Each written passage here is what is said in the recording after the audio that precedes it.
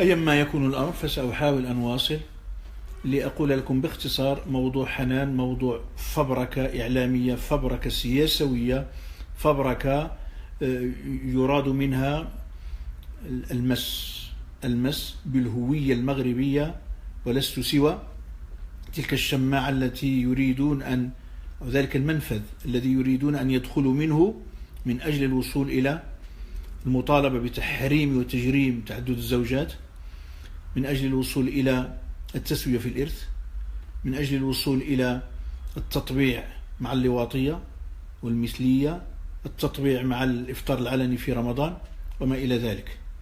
أنا على يقين من أن صوتي يزعج الكثير من أصحاب هذه الطروحات والترهات التي لا تتوافق مع الثوابت الوطنية المغربية والهوية الإسلامية المغربية. ومن ثم ما دام هذا الصوت يزعجهم فلا أقل من أن يدخلوا إليه من الباب بين قوسين الخلقي. حتى إني سمعت ورأيت أن هناك من يربط الزواج ببنت 20 من قبل شخص مثلي، لأن والله هذا الشيء يخالف المروءة، وهذا الشيء يخرم مكانة الداعية ويشوش على الدعوة، ولا ينبغي للإنسان أن يوقع نفسه في مثل هذه التفاهات والمتاهات وما إلى ذلك.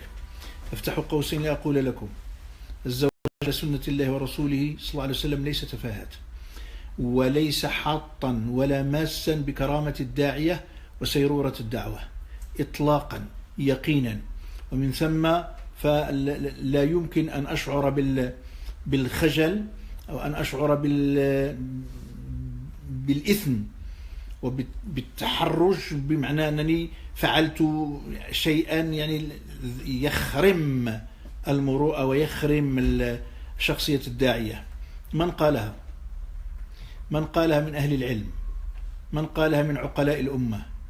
من قال إن الزواج يخرم سيرورة الداعي والداعية؟